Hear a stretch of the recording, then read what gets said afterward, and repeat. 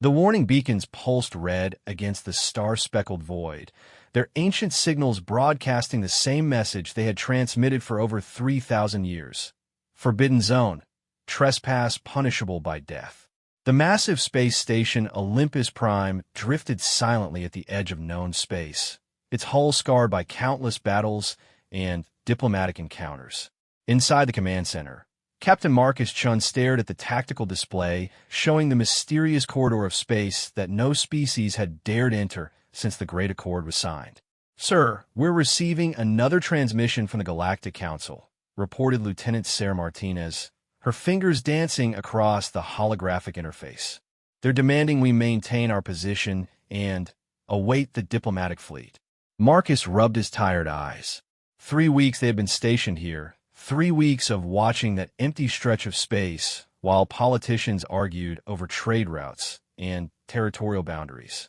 The forbidden passageway stretched before them like a dark scar across the galaxy, a shortcut that could reduce travel time between the outer colonies and Earth by months.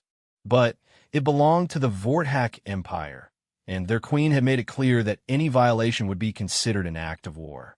The human colonies were dying. Supply lines stretched thin across impossible distances, medicine and food arriving months too late to save lives. Marcus had read the reports, seen the casualty numbers climbing daily. Children were starving on frontier worlds while bureaucrats debated safe passage through neutral territory that would add another year to their journey. "Captain, incoming message from Admiral Harrison," announced Communications Officer Torres. The holographic display flickered to life, showing Admiral Harrison's weathered face. Dark circles under her eyes spoke of sleepless nights spent wrestling with impossible decisions. "Marcus, I need you to understand the situation. The Vorthak Queen Xylix has been absolutely clear. Any ship that enters the Forbidden Passageway will face the full might of her battle fleets. We're talking about a civilization that conquered 17 star systems in a single campaign." Marcus leaned forward in his command chair. "Admiral, with respect, we have medical supplies aboard that could save thousands of lives on Kepler 442b. Every day we wait here is another day those people suffer. I know the stakes, Captain, but starting a war with the Vorthak Empire would doom billions more. Queen Xylix is not known for her mercy. Her reputation for dealing with those who cross her is—" Admiral Harrison paused, choosing her words carefully. "Decisive and permanent." The connection terminated, leaving Marcus staring at the star map. The Forbidden Passageway glowed red on the display, a tempting route through space that could cut their journey from 8 months to 3 weeks. Behind those coordinates lay salvation for the outer colonies, but also the wrath of the most feared ruler in the galaxy. Lieutenant Martinez approached his chair cautiously. "Sir, I've been monitoring communications from the outer colonies. The situation on New Eden is deteriorating rapidly. They're reporting widespread famine, and the medical crisis on Kepler 442b has reached critical levels." Marcus pulled up the detailed reports on his personal display. Images of sick children, families struggling to survive, entire communities facing extinction. The numbers were staggering. Each day of delay meant hundreds more deaths, thousands more suffering and agony as preventable diseases spread through the colonies. "What's our cargo manifest again?" Marcus asked quietly. 2,000 tons of concentrated medical supplies, including antibiotics, surgical equipment, and vaccine components, plus emergency food rations that could feed 10,000 people for 6 months, Martinez replied. "Sir, if we could get this cargo to the colonies immediately." "I know," Marcus interrupted. He had run the calculations 100 times. Traditional routing through approved space lanes would take 8 months minimum, assuming no delays at checkpoints or bureaucratic holdups. The colonies didn't have 8 months. The bridge fell silent except for the soft hum of life support systems and the distant pulse of the warning beacons. Everyone knew what their captain was thinking. The entire crew had volunteered for this mission, knowing the risks, understanding that sometimes doing the right thing meant breaking the rules. "Lieutenant Rodriguez, what's the status of our defensive systems?" Marcus asked. All systems operational, sir. Shields at full power, weapons charged, and ready. But, Captain, our single cruiser against the Vorthack fleet would be like a canoe facing a battleship, Rodriguez replied honestly. Marcus stood and walked to the main viewport, staring out at the swirling nebula that marked the entrance to the forbidden passageway. Somewhere beyond that cosmic barrier lay the fastest route to salvation for thousands of innocent people. And somewhere else lay Queen Xylix and her legendary fury. The stories about the Vorthack Queen were whispered in every spaceport across the galaxy. She had risen to power by executing her own generals for showing weakness in battle. Her fleet commanders were said to compete for the honor of carrying out her death sentences personally. Entire civilizations have been reduced to asteroid fields for daring to challenge her authority. Sir, Chief Engineer Patel's voice crackled through the comm system. I've been monitoring the engine status. We could make the run through the passageway in 12 days if we push the engines to maximum efficiency. The ship can handle it. 12 days. Marcus closed his eyes and pictured the faces of the colonists he had met during his last visit to the outer worlds. Families who had risked everything for a chance at a new life among the stars. Children who deserved to grow up healthy and strong. Pioneers pushing the boundaries of human civilization into the unknown. Captain Chun to all departments. Senior staff meeting in Conference Room Alpha in 15 minutes, Marcus announced. The conference room filled quickly with his department heads. These were seasoned professionals who had served with Marcus through 3 major conflicts and countless diplomatic missions. They understood the weight of command decisions and the responsibility that came with their positions. I'll be direct, Marcus began. We have critical supplies that could save thousands of lives in the outer colonies. The approved route will take 8 months. The forbidden passageway would get us there in 12 days. Chief Medical Officer Dr. Kim Chun spoke first. Captain, the medical situation in the colonies is beyond critical. We're looking at a humanitarian disaster that could claim over 50,000 lives in the next 6 months alone. These supplies represent the difference between life and death for entire communities. And the political ramifications? Asked Lieutenant Commander Sarah Park, the ship's diplomatic liaison. Queen Xylix has made her position clear. Any violation of the forbidden passageway is considered an act of war against the Vorthack Empire. Her response would be swift and decisive, Park replied grimly. Security Chief Commander Jackson leaned forward. Sir, I've studied the Vorthack military capabilities. Their battle fleets are among the most advanced in the galaxy. Queen Xylix has over 200 warships at her disposal, each one capable of destroying our cruiser single-handedly. Marcus nodded slowly. I understand the risks, but I also understand that we took an oath to protect human lives wherever possible. The question before us is whether we're willing to take that risk to save thousands of innocent people. The room fell silent as each officer wrestled with the implications. They all knew that violating the forbidden passageway could trigger a war that humanity was not prepared to fight. But they also knew that doing nothing condemned thousands of colonists to death. Dr. Chun spoke up again. Captain, I've been a doctor for 30 years. I've seen what happens when political considerations override humanitarian need. Those colonists trusted us to bring them aid when they needed it most. If we fail them now, we could be starting a war that kills millions, interrupted Park. Or we could be saving thousands while showing the galaxy that humanity doesn't abandon its people, added Chief Engineer Patel. Marcus looked around the room at faces he had trusted with his life countless times. These officers had followed him through impossible situations before, had made the hard choices that command demanded. Now he was asking them to risk everything one more time. I want each of you to consider what we're really talking about here. We're not just debating a course correction or a tactical decision. We're choosing between certain death for thousands of colonists and possible war with the most powerful military force in the sector.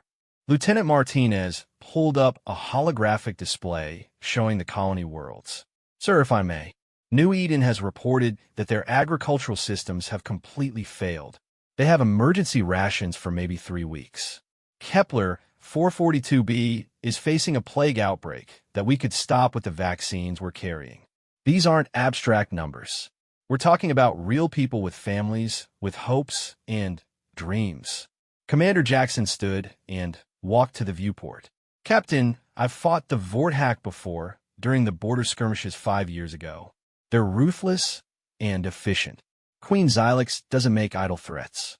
If we violate the passageway, she will come for us with everything she has.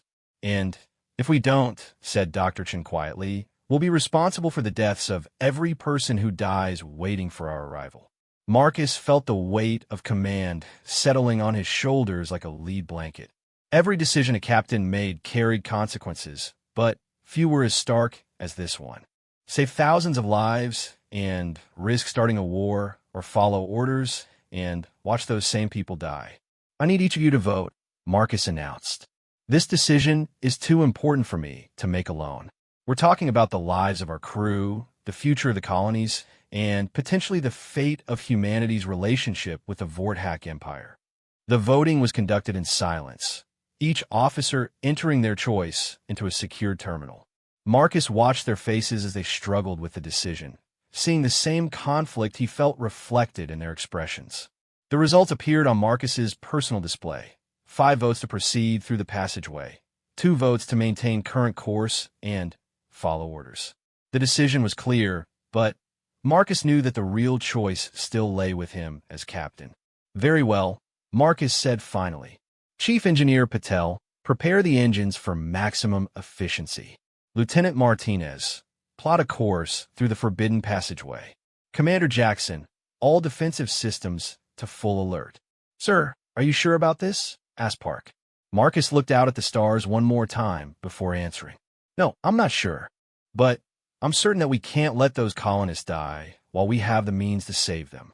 Sometimes being human means taking the risk to do what's right, even when the consequences could be catastrophic. The bridge came alive with activity as the crew prepared for their unauthorized journey. Navigation computers calculated the optimal route through the passageway. Engineers brought all systems to peak efficiency, and communications officers prepared to monitor for any signs of Vorthak detection. Course laid in, sir, reported Martinez. All departments report ready, added Chief Engineer Patel. Marcus settled into his command chair and took a deep breath. In a few moments, they would cross the line from authorized mission to direct violation of galactic law. There would be no going back once they entered the forbidden passageway. Lieutenant Martinez, take us into the passageway. Full speed ahead. The ship's engines hummed with increased power as Olympus Prime turned toward the swirling nebula that marked the entrance to forbidden space. Warning beacons continued to pulse their ancient message of death for trespassers, but Marcus and his crew were already committed to their path. As they crossed the boundary into the forbidden passageway, every person on the bridge understood that they had just declared war on the most feared ruler in the galaxy. Queen Xylex would learn of their transgression soon enough, and when she did, her fury would be legendary. But somewhere in the outer colonies, thousands of people were counting on them to arrive in time. Children were waiting for medicine that could save their lives. Families were hoping for food that could keep them alive until the next supply run. For Marcus Chun and his crew, that was worth any risk. The stars ahead beckoned them forward into the unknown, carrying hope for salvation and the promise of retribution in equal measure. The Vorthak Imperial Palace sprawled across the entire northern continent of Zyrak Prime, its crystalline spires reaching toward the purple sky like claws grasping for the stars. Within the highest tower, Queen Xylex sat upon her throne of living metal, the ancient seat that had been worn smooth by generations of rulers. Her 4 arms rested on the armrests while her 6 eyes focused on the holographic display floating before her. The queen's personal appearance struck fear into the hearts of even her most loyal subjects. Standing nearly 8 feet tall when fully erect, her chitinous exoskeleton gleamed with a dark metallic sheen that reflected the harsh light of her throne room. Razor-sharp mandibles clicked softly as she processed the information her intelligence network had brought her, and the crown of bone spikes that grew naturally from her skull marked her as royalty among her people. My queen, General Vex approached the throne with the careful steps of one who understood that a single misstep could mean death. His own battle-scarred exoskeleton bore the marks of countless campaigns fought in service to the crown. Our monitoring stations have detected an unauthorized vessel entering the forbidden passageway. Queen Xylix's 6 eyes narrowed to burning slits as the holographic display shifted to show the human cruiser Olympus Prime moving steadily through the space corridor she had declared off-limits 3 millennia ago. Her mandibles clicked more rapidly, a sign that those who knew her recognized as barely controlled rage. "A human vessel," she hissed, her voice carrying the harmonic undertones that made the Vorthak language sound like a symphony of destruction. After 3,000 years of absolute compliance, these mammals dare to violate sacred space. The forbidden passageway held significance far beyond its strategic value as a trade route. It was the burial ground of Queen Xylix's ancestors, the final resting place of the first dynasty that had united the Vorthak under a single crown. Ancient ships containing the remains of royal families drifted in ceremonial orbits around neutron stars, their graves marked by monuments that had stood since before most galactic civilizations had achieved spaceflight. "My queen, our preliminary identification indicates this is a human medical transport vessel carrying supplies to their outer colonies. They appear to be alone, no escort vessels detected," reported Intelligence Commander Thex, her voice barely above a whisper. Speaking too loudly in the presence of an angry queen was often the last mistake a Vorthak ever made. Queen Xylix rose from her throne with fluid grace, her full height casting a shadow across the assembled officers. Each movement was precise and controlled, like a predator preparing to strike. The living metal of her throne pulsed with bioluminescent patterns that reflected her emotional state, currently cycling through deep reds and oranges that indicated mounting fury. "A medical transport," she repeated, the words dripping with disdain. "Do these humans believe that their perceived humanitarian mission grants them permission to desecrate the graves of my ancestors? Do they think their medical emergency supersedes 3,000 years of galactic law?" The assembled officers remained silent, knowing that Queen Xylix's questions were rhetorical. When the queen spoke in the throne room, subordinates listened and obeyed. Speaking out of turn had resulted in immediate execution for past offenders, their remains added to the collection of examples that lined the palace walls. General Vex cleared his throat carefully. "My queen, we have Battle Fleet Omega positioned 12 hours from the passageway. Admiral Korth reports all vessels ready for immediate deployment. Shall I order them to intercept and destroy the human vessel?" Queen Xylix walked to the massive viewing window that dominated the eastern wall of her throne room. Beyond the transparent aluminum barrier, the capital city of the Vorthak Empire stretched to the horizon. Millions of her subjects went about their daily lives in the knowledge that their queen's will was absolute and her justice swift. The sight of her domain usually brought her satisfaction, but today it only reminded her that somewhere in the galaxy, lesser beings dared to challenge her authority. "General, tell me about this human captain," she commanded without turning from the window. "Our intelligence files identify him as Captain Marcus Chun, a veteran of multiple conflicts with an exemplary service record. He has served the human military for 15 years and has never shown any tendency toward reckless behavior or insubordination," General Vex replied, accessing the data from his personal display unit. "Until today," Queen Xylix observed coldly. "Yes, my queen. This action appears to be completely out of character for both the captain and his crew. Our analysis suggests they are acting under extreme pressure, possibly from their civilian leadership or due to the humanitarian crisis in their outer colonies." Queen Xylix turned back to face her assembled officers, her 6 eyes scanning their faces for any sign of weakness or doubt. The Vorthak military machine had been built on absolute discipline and unwavering loyalty to the crown. Any hint of sympathy for their enemies would be met with immediate consequences. "Commander Thex, what do our cultural analysts say about human psychology? Why would this captain risk everything for strangers on distant worlds?" Intelligence Commander Thex consulted her data pad nervously before responding. My queen, human psychology is complicated. They appear to place enormous value on individual lives, even those of people they have never met. Their concept of morality often compels them to take significant personal risks for abstract principles. Weakness, snarled General Vex. Their sentimentality makes them predictable and vulnerable. Queen Xylix held up one of her 4 hands, silencing the general. Perhaps, or perhaps it makes them dangerous in ways we have not fully considered.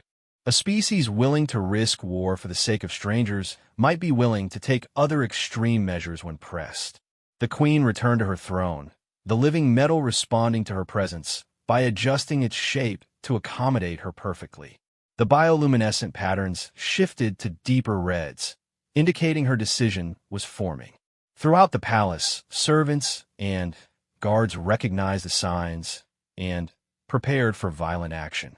My queen, ventured Admiral Korth via holographic communication from the bridge of his flagship. Battlefleet Omega stands ready to enforce your will. The human vessel cannot escape our detection grid, and their weapons are no match for our advanced technology. We can end this violation within hours. Queen Xylix studied the tactical display, showing the position of her forces versus the single human cruiser. The mathematical reality was stark. Olympus Prime stood no chance against even a small fraction of her military might. But the Queen had not maintained her position as the most feared ruler in the galaxy by thinking only in terms of immediate tactical advantages. Admiral, how long until the human vessel exits the passageway? At their current speed, approximately 11 days, my queen. They are pushing their engines to maximum efficiency, but remain within acceptable safety parameters. 11 days, Queen Xylix mused. 11 days during which every species in the galaxy will be watching to see how I respond to this unprecedented violation. Every potential enemy will be evaluating my strength based on my actions. The political implications were staggering.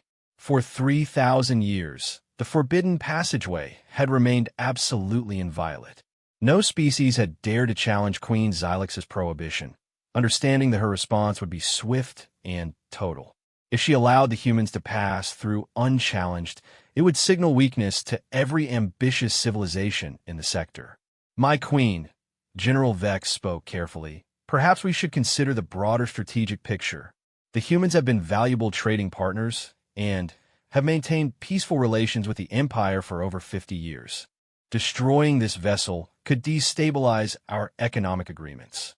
Queen Xylix's mandibles clicked ominously as she considered her general's words.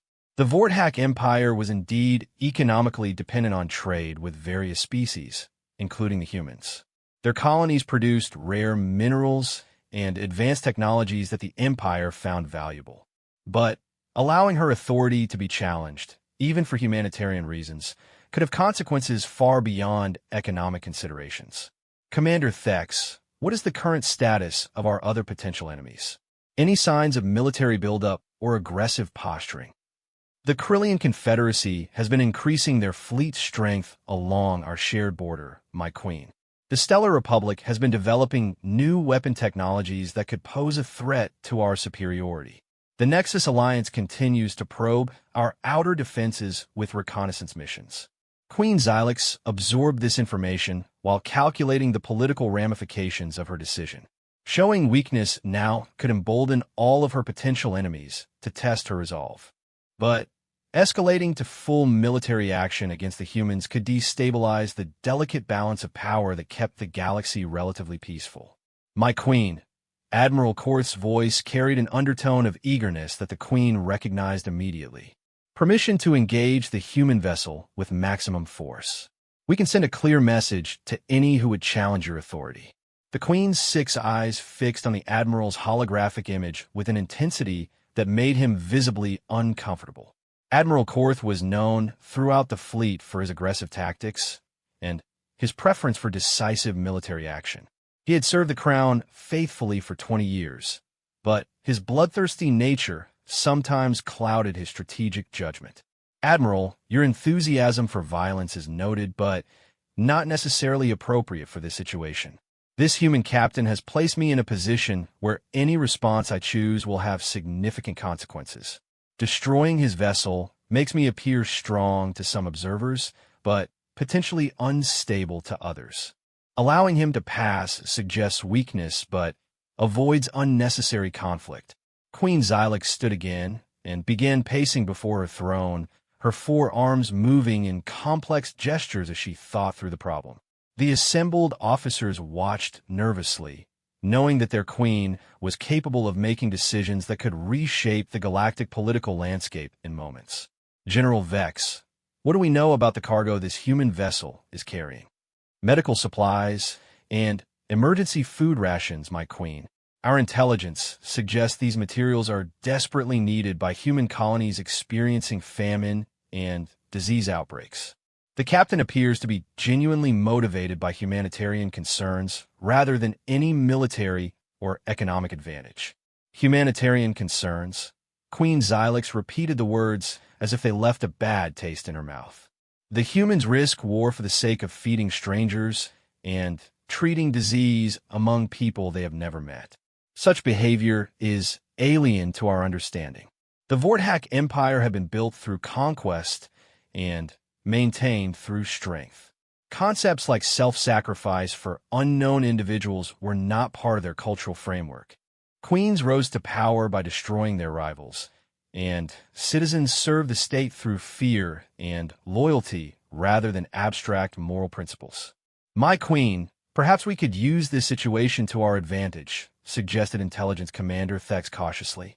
If the humans are willing to risk everything for humanitarian purposes, they might be amenable to negotiation rather than military action. Explain your reasoning, Commander. The human captain has already demonstrated that he prioritizes saving lives over following orders or avoiding conflict. If we could find a way to resolve this situation that allows him to complete his mission while maintaining your authority, it might serve our long-term interests better than simple destruction. Queen Xylix's mandibles clicked thoughtfully as she considered this perspective. The humans had proven to be reliable allies in several minor conflicts, and their technological innovations had benefited the Empire in multiple ways. Destroying them unnecessarily might eliminate future opportunities for mutual advantage. Admiral Korth, how long would it take for our fastest interceptor to reach the human vessel? 4 hours, my queen. Our stealth corvette Knight's Edge is already en route, and will be in position to observe or engage at your command. General Vex, what are the current defensive capabilities of a human cruiser like Olympus Prime? Significant, but not sufficient to threaten our capital ships. Their shields and weapons are advanced, but designed primarily for defense rather than offensive operations. They could potentially damage one of our vessels, but could not defeat a full battle fleet. Queen Xylix returned to her throne and settled into the living metal seat that had been shaped by the weight of absolute power for generations.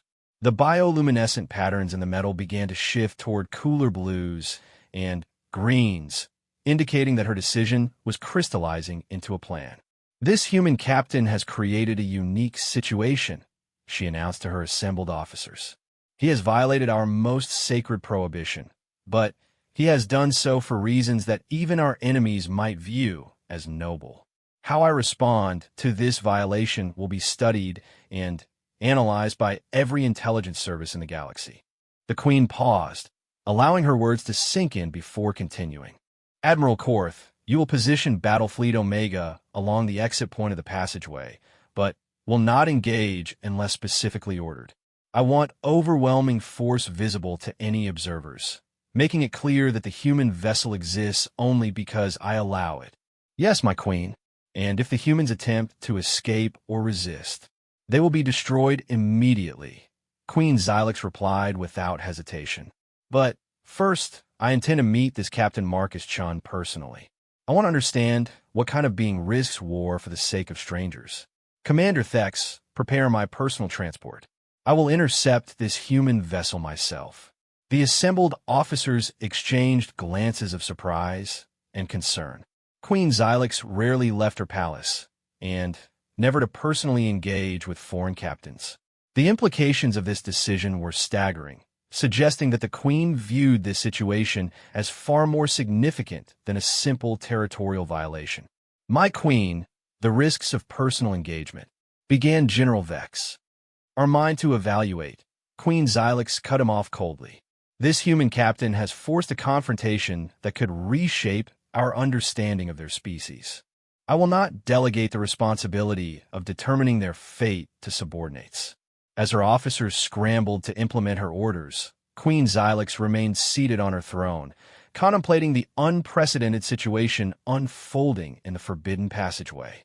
For the first time in her long reign, she faced an enemy who seemed motivated by something other than fear, greed, or ambition. The next few days would determine whether humanity's humanitarian instincts were a fatal weakness or a strength that the galaxy had underestimated. Captain Marcus Chun stood on the bridge of Olympus Prime, watching the swirling nebula clouds part before their vessel as they pushed deeper into the Forbidden Passageway. 3 days had passed since they crossed the boundary into forbidden space, and so far their journey had been eerily peaceful. No Vorthack vessels had appeared on their sensors, no warnings had been transmitted, and no weapons had been fired in their direction. "Sir, something's not right about this," muttered Chief Security Officer Jackson as he reviewed the sensor readings for the 100th time. "We should have encountered at least patrol vessels by now. The Vorthack Empire doesn't leave strategic corridors unguarded, especially ones they consider sacred." Marcus nodded grimly. He had been thinking the same thing. Every military instinct he possessed was screaming that they were walking into a trap, but the alternative was abandoning thousands of colonists to death. The medical supplies in their cargo hold represented the difference between life and death for entire communities, and every hour they gained by using the passageway brought them closer to salvation. "Lieutenant Martinez, any changes in our sensor readings?" "Negative, sir. We're detecting natural stellar phenomena consistent with this region of space, but no artificial signatures. No ships, no weapon platforms, no monitoring stations," Martinez replied, her voice betraying her own unease with the situation. Dr. Kim Chun entered the bridge, carrying a data pad filled with updated colony reports that had been transmitted just before they entered the passageway. Her expression was grim as she approached the captain's chair. "Marcus, I've been analyzing the latest medical data from the colonies. The situation is worse than we initially thought. New Eden is reporting a 40% mortality rate among children under 5, and Kepler 442b has confirmed outbreaks of 3 different diseases that we could treat with the vaccines we're carrying." Marcus accepted the datapad and scrolled through the reports, each page revealing another layer of the humanitarian disaster unfolding in the outer colonies. Children dying from preventable diseases, families watching loved ones waste away from malnutrition, entire settlements facing extinction as their agricultural systems failed one by one. "How much time do we save using this route?" Marcus asked quietly. 7 months minimum, Dr. Chin replied. "If we had taken the approved space lanes, these people would be dead long before we arrived. Every day we shave off our travel time saves hundreds of lives." The weight of that mathematics settled over the bridge crew like a heavy blanket. They all understood that they weren't just breaking regulations or risking diplomatic incidents. They were racing death itself, carrying hope across the galaxy to people who had no other chance of survival. "Captain," Communications Officer Torres called out suddenly. "I'm detecting an approaching vessel. Single ship, moving fast, and heading directly for our position." Marcus felt his heart rate increase as he moved to the tactical display. "Can you identify the vessel type?" "Negative, sir. It's not in our database, but the configuration suggests advanced technology far beyond our capabilities." "Definitely Vorthack in origin," Torres reported, her fingers flying over her controls as she tried to gather more information. "Red alert," Marcus announced, and immediately the bridge lighting shifted to emergency configuration while alarm signals echoed throughout the ship. "All stations, prepare for possible hostile contact." "Lieutenant Rodriguez, what's our defensive status?" "All systems operational, Captain. Shields at maximum power, weapons charged, and ready." "But, sir, if this is a Vorthack warship, were severely outgunned, Rodriguez replied honestly. Marcus stared at the approaching contact on the tactical display. The vessel was moving faster than anything in their database, closing the distance with technology that made human engineering look primitive by comparison. In less than an hour, they would be face to face with representatives of the most feared military power in the galaxy. "Sir, incoming transmission from the approaching vessel," Torres announced. "Put it through," Marcus ordered, straightening his uniform and preparing to face whatever consequences awaited them. The main view screen flickered to life, revealing an image that made every person on the bridge freeze in shock. Instead of the expected military commander or diplomatic representative, they found themselves staring at Queen Xylex herself, her 6 eyes fixed directly on the camera with an intensity that seemed to burn through the screen. Marcus had seen images of the Vorthack Queen in intelligence briefings, but nothing had prepared him for the reality of her presence. Even transmitted through a holographic display, her authority was palpable, her alien beauty both fascinating and terrifying. The crown of bone spikes that marked her royal status gleamed in the light of her ship's bridge, and her 4 arms moved with graceful precision as she adjusted her position. "Captain Marcus Chun," Queen Xylex spoke in accented but perfectly clear English, her voice carrying harmonic undertones that made the words seem to resonate in the bones of everyone who heard them. "You have violated the most sacred prohibition in Vorthack space, trespassed in the burial grounds of my ancestors, and risked war between our peoples. I am here to understand why." Marcus swallowed hard, knowing that his next words could determine the fate of not only his crew, but potentially the entire human species. He had prepared for this moment during the 3 days of their journey, but facing the actual reality of negotiating with the galaxy's most powerful ruler was more intimidating than anything he had imagined. "Your Majesty," Marcus began, using the formal address protocols he had memorized from diplomatic briefings. "I take full responsibility for this violation. My crew was following my orders, and any consequences should fall on me alone." Queen Xylex's mandibles clicked softly, a sound that Marcus's xenobiology training identified as either amusement or mild irritation. An admirable sentiment, Captain, but inadequate as an explanation. "I did not ask who was responsible. I asked why you chose to risk everything for the sake of strangers on distant worlds." Marcus glanced briefly at Dr. Chun, who nodded encouragingly. Taking a deep breath, he decided that honesty was their only hope of survival. "Your Majesty, we are carrying medical supplies and food rations to human colonies experiencing catastrophic famine and disease outbreaks. Using approved space lanes would require 8 months of travel time. These people don't have 8 months. Children are dying every day that we delay. Families are watching their loved ones suffer when we have the means to help them. And you believe that their suffering justified violating 3,000 years of galactic law?" Queen Xylex asked, her 6 eyes never leaving the screen. "I believe that saving innocent lives justified taking the risk." "Yes," Marcus replied steadily. "I understand that this decision may have consequences for all of humanity, and I accept that responsibility. But I could not watch thousands of people die when I had the means to save them." Queen Xylex leaned back in what Marcus assumed was her command chair, her expression unreadable. Around her, the bridge of her personal vessel was visible in the background, revealing technology that seemed to blend organic and mechanical elements in ways that human science couldn't explain. "Dr. Chun," Queen Xylex said suddenly, surprising everyone by addressing the medical officer directly, "I have reviewed your cargo manifest. Explain to me the significance of these supplies you carry." Dr. Chun stepped forward, her scientific training overcoming her initial intimidation. "Your Majesty, we're carrying concentrated antibiotics that can treat 7 different bacterial infections currently spreading through the colonies.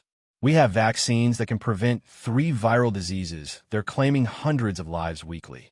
The emergency food rations could sustain 10,000 people for 6 months while they rebuild their agricultural systems. And without these supplies, conservative estimates suggest 50,000 deaths within the next 6 months, potentially more if the diseases spread to other colony worlds. Entire settlements could be abandoned. Decades of human expansion into this sector could be lost, Dr. Chun replied grimly. Queen Xylex was silent for a long moment, her 6 eyes studying the faces of the human crew visible on her screen. Marcus could sense that some kind of evaluation was taking place, though he had no idea what criteria the Vorthack Queen was using to judge them. Captain Chun, you interest me, Queen Xylex finally said. In 3,000 years, no species has dared to violate the forbidden passageway. Many have faced similar humanitarian crises. Many have possessed the technological capability to attempt this route, but none have taken a risk. What makes humans different? Marcus considered the question carefully, understanding that his answer might determine whether they lived or died. Your Majesty, I don't believe humans are fundamentally different from other species, but I think we may have a different understanding of acceptable risk when innocent lives are at stake. We cannot stand by and watch people suffer when we have the means to help them, even when helping them might doom millions of others through war. That's the calculation that kept me awake for 3 days before making this decision, Marcus admitted. But in the end, I decided that the certain death of thousands outweighed the possible death of millions. I may have been wrong, but I could not live with the certainty of doing nothing. Queen Xylex's mandibles clicked again, this time in what Marcus hoped was approval rather than preparation for execution. The alien queen studied him for another long moment before speaking again. Captain, you will prepare to be boarded. I'm coming aboard your vessel personally to inspect these medical supplies you consider worth risking war to deliver. The announcement sent shockwaves through the bridge crew. No one had expected the queen of the Vorthack Empire to request personal inspection of their cargo. Marcus felt his mouth go dry as he realized the implications. Your Majesty, you honor us with your presence, but I must point out that our ship's atmospheric systems are designed for human physiology. We may not be able to provide suitable environmental conditions. Captain Chen, Queen Xylex interrupted with what sounded like amusement. My people have been spacefaring for over 5,000 years. I am quite capable of visiting ships designed for other species. Prepare your cargo bay for inspection in 1 hour. The transmission ended, leaving the bridge crew staring at a blank screen in stunned silence. Marcus felt the weight of unprecedented responsibility settling on his shoulders. In 1 hour, he would be hosting the most powerful ruler in the galaxy aboard his ship, showing her the medical supplies he had risked everything to deliver. Sir, Lieutenant Martinez spoke quietly. The Queen's vessel is matching our speed and course. She appears to be preparing to dock with us. Marcus nodded and activated the ship-wide communication system. Attention all crew, this is the captain. We will shortly be receiving Queen Xylex of the Vorthack Empire aboard our vessel. All personnel not directly involved in essential ship operations will remain at their stations and avoid the cargo bay area. This is a diplomatic situation of the highest importance. Chief Engineer Patel's voice crackled through the comm system. Captain, I'm detecting energy signature from the Queen's ship that I've never seen before. Their technology is centuries ahead of ours. If she wanted to destroy us, we wouldn't even know it was happening until we were vapor. Understood, Marcus replied. Dr. Chun, I want you to prepare a complete presentation on our medical cargo. Chief Jackson, security detail to the cargo bay, but weapons powered down and no threatening postures. We're hosts, not captors. As the crew scrambled to prepare for their unprecedented visitor, Marcus stood at the main viewport watching Queen Xylex's vessel approach. The ship was beautiful in an alien way, its organic curves and flowing lines suggesting technology that had evolved rather than being designed. Docking ports extended from the vessel like living appendages, seeking connection with Olympus Prime.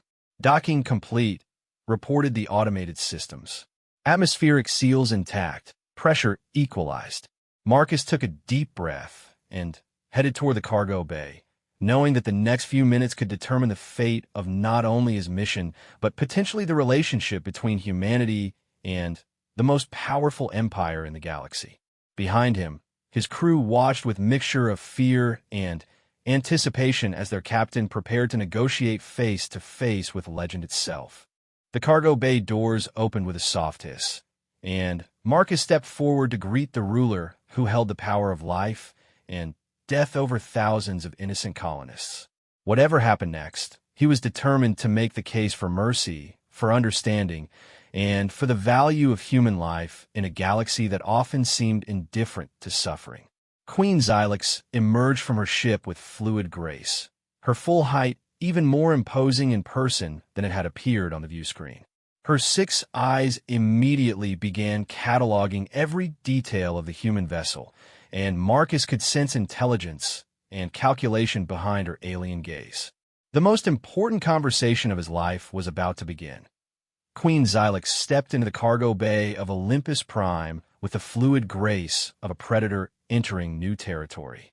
Her 6 eyes swept across the human vessel's interior, taking in every detail from the industrial design philosophy to the faces of the crew members who stood at careful attention along the walls. Captain Marcus Chun stepped forward to greet her, his military bearing evident even in the face of absolute power. "Your Majesty," Marcus said with a respectful bow. "Welcome aboard Olympus Prime. I am Captain Marcus Chun, and this is my Chief Medical Officer, Dr. Kim Chun." Queen Xylox studied the 2 humans with intense curiosity. In person, they appeared even more fragile than her intelligence reports had suggested. Their soft skin seemed vulnerable, their single pair of eyes limiting their perception, their bipedal stance inefficient for combat. Yet these seemingly weak beings had dared to challenge her absolute authority for the sake of strangers they had never met. "Captain Chun," Queen Xylox replied, her voice carrying harmonic undertones that resonated through the cargo bay. "You have created a situation unprecedented in my reign. Show me these supplies you consider worth risking war to deliver." Dr. Chun stepped forward and activated a holographic display that illustrated their cargo manifest. "Your Majesty, these containers hold concentrated medical supplies that could treat thousands of patients. We have antibiotics effective against 7 bacterial infections, vaccines for 3 viral diseases, surgical equipment, and emergency food rations." Queen Xylox approached the nearest cargo container, her 4 arms moving with precise coordination as she examined the human storage systems. Her advanced senses detected the chemical signatures of the medicines within, and her enhanced intelligence immediately began calculating their potential effectiveness. "Dr. Chun, explain to me the nature of the diseases affecting your colonies." "The primary threats are Kepler's fever, a viral infection with a 40% mortality rate among children, colonial wasting syndrome caused by agricultural system failures, and Henderson's disease, a bacterial infection that spreads rapidly in closed environments like space habitats," Dr. Chin replied, calling up holographic displays showing the progression of each condition. Queen Xylox studied the medical data with the attention to detail that had made her empire the most technologically advanced in the galaxy. Her own people had conquered disease millennia ago, but she understood the devastating impact these conditions could have on a species with more limited medical technology. And these supplies would eliminate the threat. The vaccines would prevent new infections, the antibiotics would cure existing cases, and the food rations would sustain the populations while they rebuild their agricultural systems. Conservative estimates suggest we could save 50,000 lives and prevent the collapse of 12 colony worlds, Dr. Chen explained. Queen Xylox's mandibles clicked softly as she processed this information. 50,000 lives was a significant number even by the standards of galactic civilizations. The loss of 12 colony worlds would represent a major setback for human expansion into this sector of space. Captain Chun, Queen Xylox turned her attention back to Marcus. You risk war between our peoples for these 50,000 strangers. In my empire, such numbers would be considered acceptable losses in service of greater strategic goals. Explain to me why humans calculate differently. Marcus felt the weight of the question. He was being asked to justify not just his actions, but the fundamental values that drove human civilization. His answer could determine whether Queen Xylox saw humanity as worthy of respect or merely as sentimental weaklings deserving conquest. Your Majesty, humans believe that every individual life has value that cannot be measured in strategic terms. Those 50,000 people include children who deserve the chance to grow up, families who have sacrificed everything to build new homes among the stars, and communities that represent the future of our species. We cannot quantify their worth in terms of acceptable losses, even when saving them might doom millions through war. That calculation tormented me for days, Marcus admitted.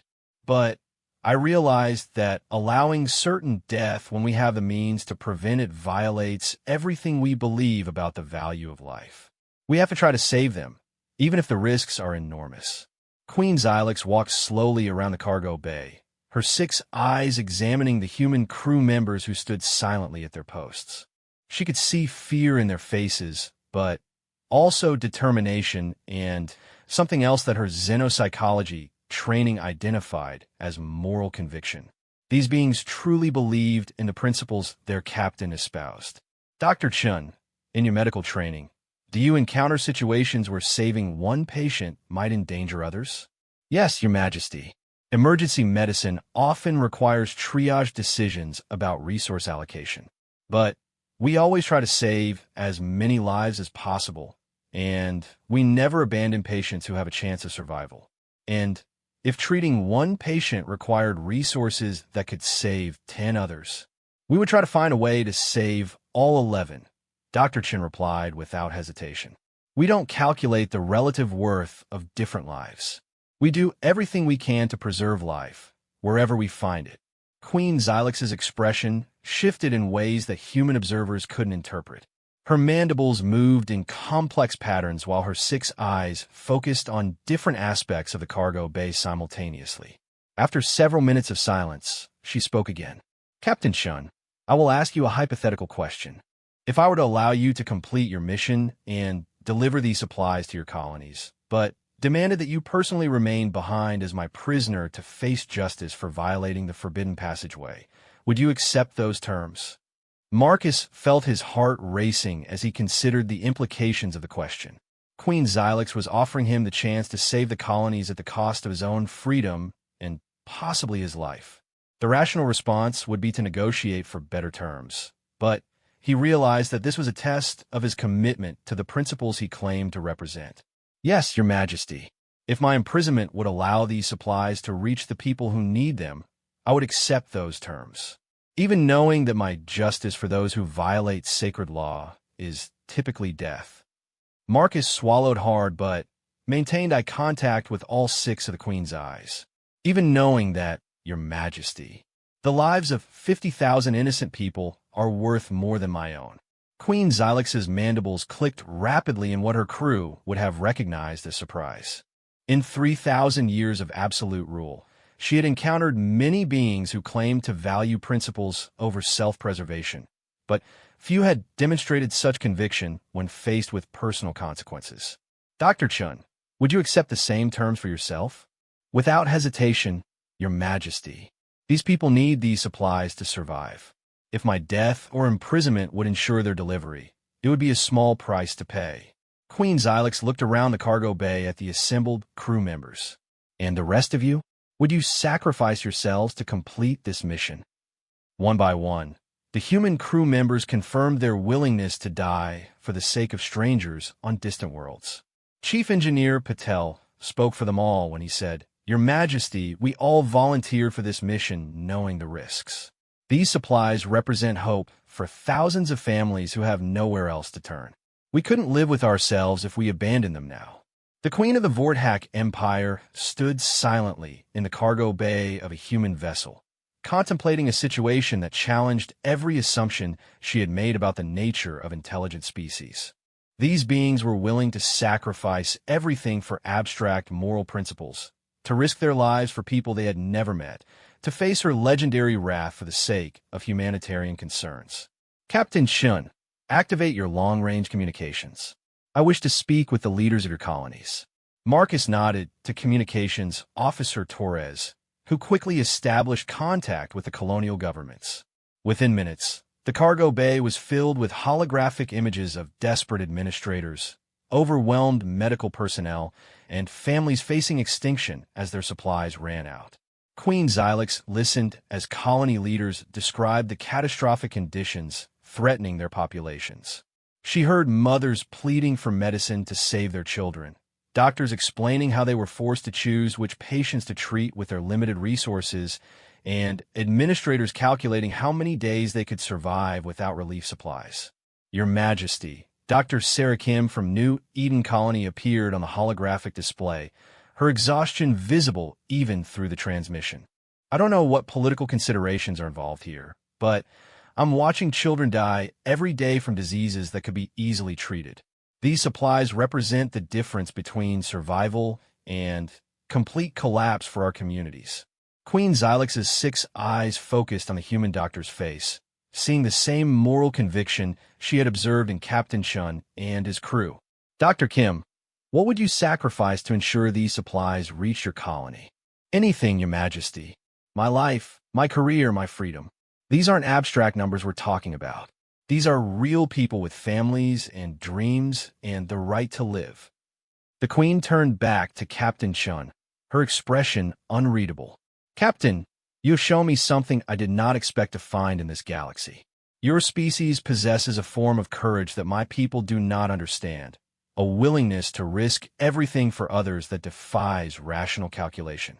Marcus remained silent, sensing that Queen Xylox was working through a decision that would have far-reaching consequences. I am faced with a dilemma, Queen Xylox continued. If I allow your violation to go unpunished, I appear weak to potential enemies throughout the galaxy. If I destroy you for humanitarian motives, I eliminate beings who possess qualities that might benefit the galactic community. She paused, walking once more around the cargo bay before returning to face Captain Chun directly. I have decided to propose a solution that serves multiple purposes. You will be allowed to complete your mission and deliver these supplies to your colonies. In exchange, humanity will enter into a formal alliance with the Vorthak Empire. Your species' unique approach to humanitarian challenges will serve our mutual interests. The crew of Olympus Prime exchanged glances of amazement and relief. They had expected execution or imprisonment, not an offer of alliance with the most powerful empire in the galaxy.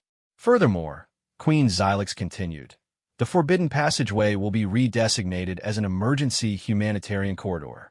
Any species carrying verified medical or food aid to populations in crisis may request passage, subject to inspection and approval.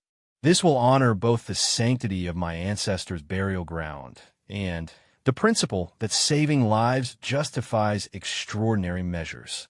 Marcus felt overwhelmed by the magnitude of what was being offered. Not only would the colonies receive their desperately needed supplies, but future humanitarian missions would have access to the fastest route through this sector of space. Your Majesty, humanity accepts your terms with gratitude. We understand the honor you do us by offering alliance with your empire. Queen Xylox nodded regally. Captain Chun, you and your crew have taught me that moral courage can be as valuable as military strength. Your willingness to risk everything for the sake of others demonstrates a form of power that my empire has overlooked. This alliance will strengthen both our civilizations. As Queen Xylox prepared to return to her vessel, she turned back to address the assembled crew one final time. You have violated my law and risked war for the sake of strangers. In any other circumstance, such actions would result in immediate execution. But you have also shown me that humanity possesses qualities that make them valuable allies rather than conquered subjects. The Queen's departure was as graceful as her arrival, leaving the crew of Olympus Prime in stunned silence as they processed what had just occurred. They had entered the Forbidden Passageway, expecting to face death or imprisonment, and instead they had forged an alliance that would reshape the political landscape of the galaxy. Captain Marcus Chun stood in the cargo bay, watching Queen Xylox's vessel disappear into the swirling nebula, carrying with her news of humanity's unexpected diplomatic triumph. The medical supplies in their hold would still save thousands of lives in the colonies, but now they represented something even more significant. They had become the foundation of an alliance built on mutual respect and shared commitment to preserving life. As Olympus Prime continued its journey toward the desperate colonies, Marcus reflected on the lesson they had all learned.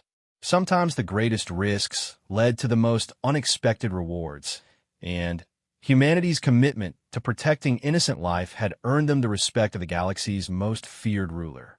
The colonies would receive their supplies. The alliance would provide security and prosperity for both civilizations, and the galaxy had gained a new understanding of what it meant to be truly human. Queen Xylix's fury had been transformed into admiration, and the forbidden passageway had become a symbol of hope rather than a barrier to those in need.